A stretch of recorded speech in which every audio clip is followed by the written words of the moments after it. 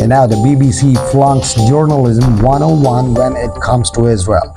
Exhaustive report finds British media giant has thumb on the scale in media in Middle East war. Now, bad journalism had bad consequences. Now, traduce Israel and you bring Jew-hating angry mobs onto the street. That is a step away from acts of racial hatred. Now, journalists know this, yet they willingly act as cheerleaders for such hatred. Now, whipping it up with distorted, manipulative, and sometimes dishonest journalism. They should know better. The BBC is the largest and most trusted brand in journalism. We know this because the BBC tells us it earns this sobriquet by dint of its past glories and the fact that it is legally obliged to produce impartial news. In return of this promise, it is paid more than $5 billion per year by the British public. Now, the Carlson report, which I published earlier this month, takes a deep dive into 4 months of BBC News coverage of the Israel-Hamas war.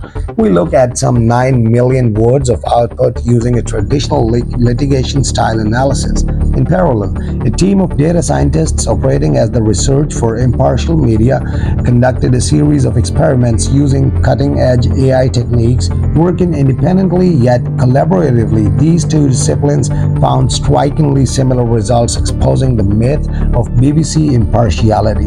Now, we analyzed BBC English language TV output. While some programs were neutral, the remainder were between 90% and 100% pro-Palestinian, anti-Israel. The BBC broke almost every rule in its own rule book.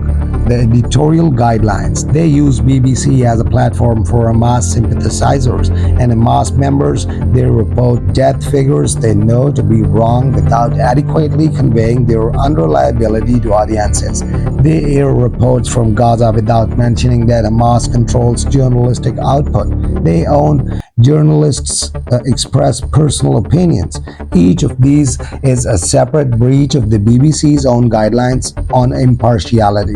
While we found that BBC English was disappointingly bad, we found that BBC Arabic was significantly worse. In a sympathy analysis conducted by the RIME data scientists across global media, BBC Arabic was snuggled up with such outlets as Al Jazeera, Palestine Chronicle, and Iraqi News. It must surely degrade trust in the BBC to discover that this is being used to peddle extremist views. Now, the BBC news machine displays a strong anti-Israel view from almost every angle we analyzed. Any pretense at impartiality seems to have been abandoned. Indeed, its lead Middle East journalist Jeremy Bowen recently boasted that he considers impartiality means him telling the audience what he considers to be the truth. This is the precise opposite of what the editorial guidelines dictate. So, how has the BBC drifted so far from its roots? There are two answers. Firstly, the BBC has been captured by an institutional bias on many issues.